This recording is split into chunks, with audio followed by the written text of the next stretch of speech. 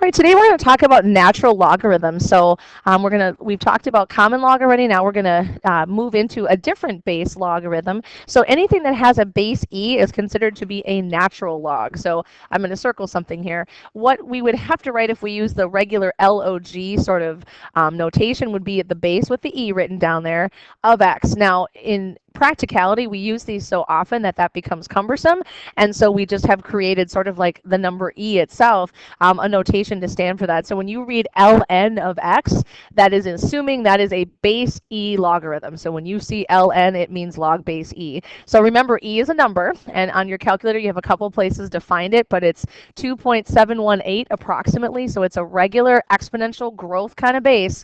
And so ln is our inverse or opposite operation for exponentials with e. We have natural log, so we need to have that logarithm for e's as well. So before we jump into any calculations with this, there's one thing I want to talk about. I have a statement here that I want you to try to solve. So natural log of e equals x. I want you to figure out what x would have to be without typing it into your calculator. So I know you have a natural log button, but I want to see if you can figure out what this would be equal to. So ln, remember, is a base e. So if I rewrote this as an exponential, that would be e to what power gives me e? Well, e to what power would give you e would have to be 1. What that tells me is then the natural log of e is always 1. You're going to see that a lot when we solve with natural log, which hopefully makes sense. E to what power gives you e, so those are inverses. They undo each other. But it's a way that we can solve and know what we have when we're using natural log in situations where we're solving for a variable. All right, now every function we know has an inverse, so we talked about this with common logs as well. We have something called an anti-logarithm. Now for natural log, then that would be written anti-ln, so you know what anti you're talking about. So anti-ln would be the inverse of natural logarithm. And if you look on your graphing calculator, what's right above the ln key here is e to the x. So when we look over here, this natural log, what's right above it, e to the x, that means our inverse or opposite operation for natural log is e to the. So if I say anti-log of x, that is exactly the same thing as saying e to the x. So it's just getting used to that idea that anti means inverse. So when you see that notation, you know that that's just saying e to that power. So let's just start with basic calculation stuff. So if you're doing natural log of 17.9, don't type it in your calculator first. I just want you to think about this. What is that asking you to figure out? Well, natural log, that's a base e, remember. So e then to what power gives you 17.9? All right, so we're going to take a look at what this sentence is actually asking. And again, remember, when we go from evaluate, we can write it as an equation if that's easier for you to visualize what this was really asking you. So e to what power gives you 17.9? If we wanted to think of it, I guess we could say, if we round it anyway, it's the same as saying 2.718 to what power gives you 17.9. So kind of guesstimating. I know 2.7 is an easy number to work with. What if we said it's about 3? 3 to what power would give me 17.9? Well, it would have to be between 3 squared and 3 cubed, right? Between 9 and 27. So just to have a ballpark idea in your head, like what's reasonable? What makes sense? So let's go ahead and solve it then. So when we type it in, we're going to do natural log of 17.9. And I'm coming up with 2.88 approximately. We'll round to hundreds here. So reasonable, right? We said between 2 squared and 2, or e squared and e cubed would be a real good ballpark answer. So how can I check and make sure that that's right?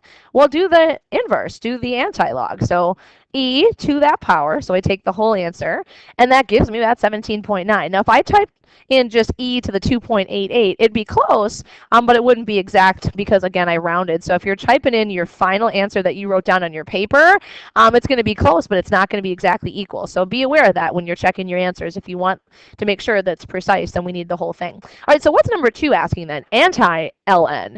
Well, anti-natural log, remember, is e to the, so it's just saying the inverse operation, so we're taking e to that power. Well, is that going to be a really big answer or really tiny? Well, it's a negative exponent. That means dividing. So that's like 1 over e to the 4.71 or 1715. So when you think about it, that's going to end up being a kind of tiny thing. So when we go ahead and type that in, that's e to the, so second natural log of negative 4.1715. We've got our, let's see, enter. Oh, whoops, I did not mean to put that on the end of that. delete that. There we go. So 0.015 about if we were rounding it. So it's definitely dividing, so it would be a decay situation. It'd be getting smaller. So just understanding what the words are telling you. All right, so let's go through some solving things. So this is an equation that could have been on yesterday or on our natural or regular common log assignment, except for one thing. There's one very different thing about this one, and that's the e. So instead of having a base of just a regular number, a base 10 number, it's a base e. Now, our process for solving, though, it's exponential. And remember, exponential because the variable is in the exponent. The process of dealing with that is still going to be the same. But instead of using common log, I'm going to suggest that we use natural log. And you'll see why in just a second. But we need to take a log on both sides because that allows us to bring down the exponent and make this a linear kind of equation to solve instead. It's much easier to look at. So it doesn't matter whether this is a common log scenario or a natural log, we can still bring down that exponent. Now, here's the cool part about natural log then. What is the ln of e? Well, that's 1. That makes our life a whole lot easier because now we just have 6x times 1, or 6x over there, and then the ln of 65. Now, some of you might have been looking at this and thinking about how we would have solved them yesterday.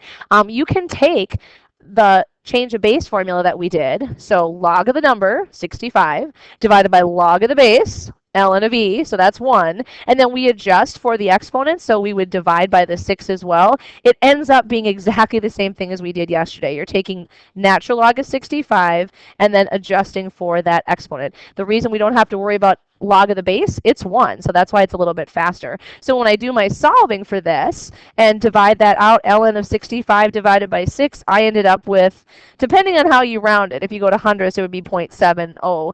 It's 0.6957, something like that. I could have done this entire process, everything that I just did, with log instead. I want you to see what that looks like so we can talk about that. If you do it with log instead, common log, everything is going to look exactly the same, and we're doing log for the same reason, so we can bring down the exponent. But here's the part that's going to be different then. If you think back to change of base, you're going to have to divide to solve for x, log of the number, 65, divided by log of e, which is not 1, right? Because 10 to what power gives you e is just a number. But then we also have to divide by the 6. You could do the exact change of base formula we did yesterday. It's just that this isn't 1 like it is when you use natural log. You're going to get exactly the same answer. It will be exactly the same thing. So you really do have a choice. Whether you use natural log or common log, they're the same end result. So that ratio is still going to be the same. It's just my preference when it's an e to use ln. All right, let's take a look at, we're going to kind of go a little bit out of order what it is on your sheet, kind of the next step up. So take a look at this one. Very easily could have been on your assignment for common logarithms, but it says use a natural log, so that's what we're going to do. But think about what this is. This is a change of base formula situation as well. I have a variable only on one side and I want to solve. So they say, hey, try using natural log, so I will. But again, if I type this in with log, I get exactly the same thing. All right, and bring down the exponent. And here's the thing I want to emphasize on this one again, just like yesterday. If you have an expression, you need to use parentheses, so be careful with that when you're solving. Now, to solve for x, I would divide by the natural log of 8. That would be the fastest way to not have to do any distributing with a log. So I would divide by natural log of 8 first. And then to undo subtract, I would add the 3. So maybe some of you sitting there were predicting what you'd have to do. This is just a change of base formula. You take natural log of the number, 5.19, divided by natural log of the base, and then we make the adjustment for whatever the exponent is. If it's not just an x, what do I have to do to undo that? So if you just say this as your work, fabulous. If you can look at that original statement and say that, that's great. That's what you're doing every single time you solve when you only have a variable on one side. And my solution when I solved that one, I got 3.79. Now, if I had gone back in this process and did the same exact thing and just wrote log of 5.19 divided by log of 8 and then plus 3, same answer. So once again, it doesn't matter. You can use either one. So when they say use natural log, they're just saying, hey, they're both the same. You can use whatever log you want. Don't forget parentheses. Change the base formula though, right? There's only a variable on one side. Okay, so let's take a look at number 4 here. It's worse. Why is this one worse? What do you think? I know I can't hear your answer, but hopefully you're saying, hey, Mrs. Zabel, there's variables on both sides. And there are. That means there's no shortcut. There's no change of base. We have to actually go through and solve this. The other thing that can make it a little bit more scary for people is this. It's an inequality, not an equation. We solve them the same way, but if you multiply or divide by a negative number when you are solving, you got to be careful to change that direction. So just be careful. All right, so you can use whichever log you pick, log or ln. Just make sure you use the same thing on both sides. I'm going to use ln. It's one letter less to write here. Doesn't matter though, you can use either one. Some people skip the step I just wrote in green and they go immediately to what I'm going to write in blue here. Totally fine. I do it all the time as well. I try not to when I'm showing, but oops.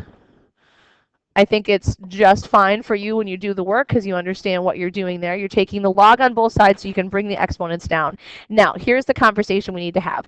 Ln of 2 and ln of 3, or if you're doing common log of 2 and 3, those are just numbers. So what we decided that we could do is that we could get an approximate answer if we just type those in and figure out e to what power gives me 2, or if you're doing common log, 10 to what power gives me 2, and just write in a rounded decimal. If you want a precise answer, what you're going to have to do is go through and actually do the calculation with the log in there, with the log sentences in there. So you can have kind of either way to do that. I want to show you what that looks like to write in what it would be if you just leave it with the logs, just so we can at least see that once. If you distribute first, okay, and then we're going to get letters on one side, numbers on the other. So I'm going to subtract the x log 3 on each side.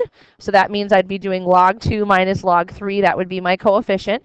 And I'm going to subtract this 5 ln of 2 on each side.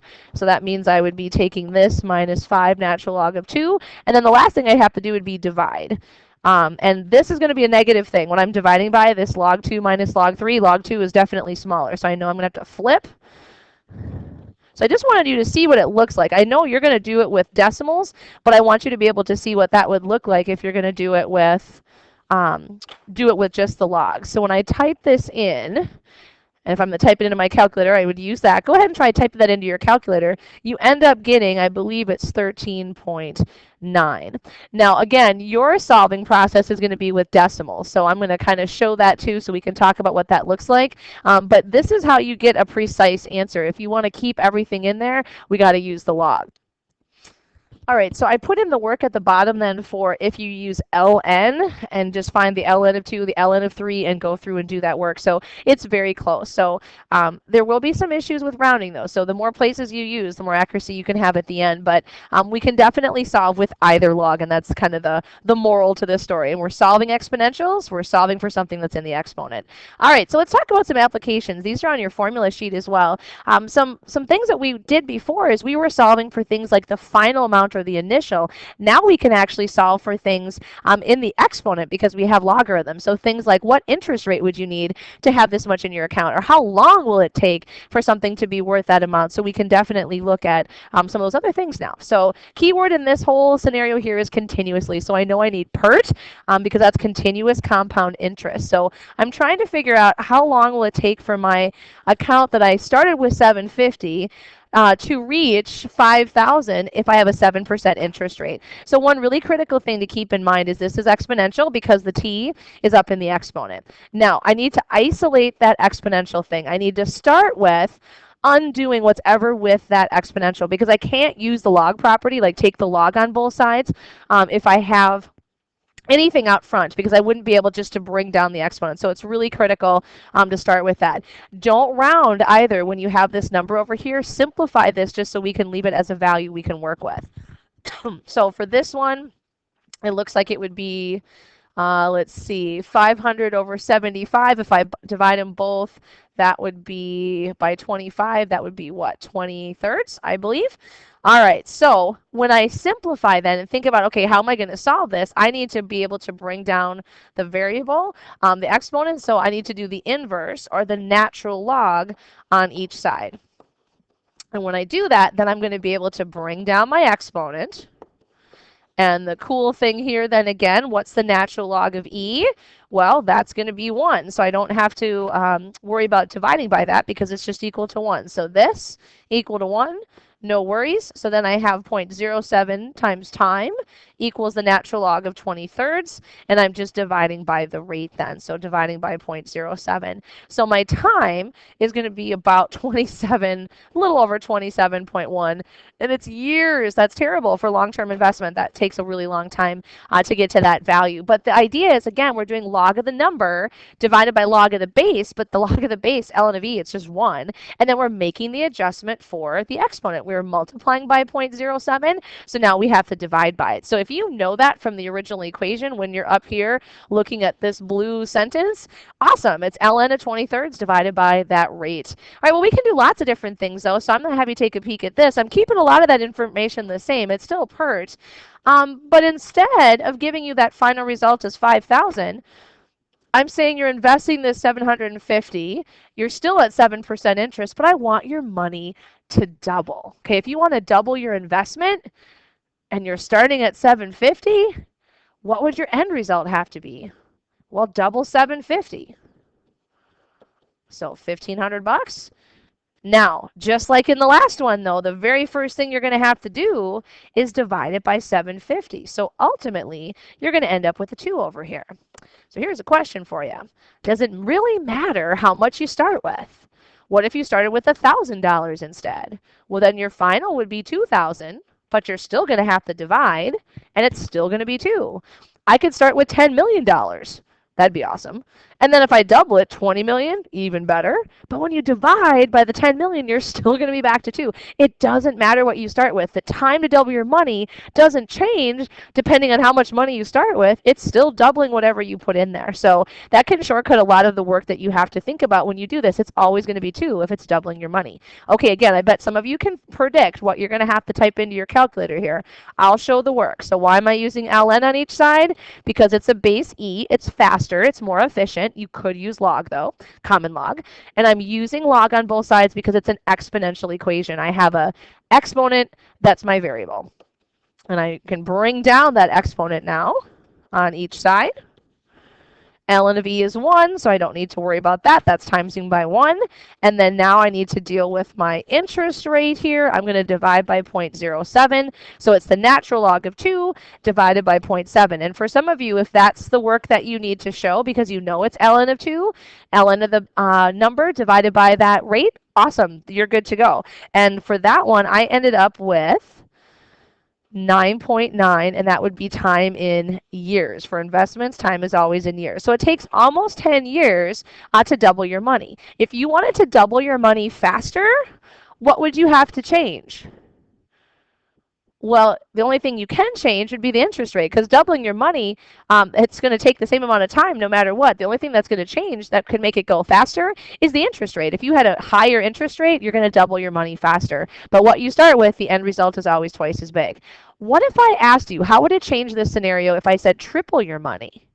Well, instead of having a 2 over here, I would have a 3, right? It would be e to that 0.07t and a 3 on that side. If I wanted to quadruple my money, it'd be a 4. So you can change this scenario for whatever you need it to be for what the relationship is that you're looking at. Okay, so let's do one more modeling with E here. So when I look at this scenario, I'm trying to figure out how fast something is growing and how long that's going to take. So this is the regular exponential growth or decay formula. Really quick overview here. Y is the final amount. Y0, starting amount. T is time in whenever. In this situation, it's measured in minutes, but it could be measured in anything, depending on the population. And K is your constant for growth and decay. So if K is positive, we're talking growth. If K is negative, we're talking about decay. So look very carefully at what those values are going to have to be.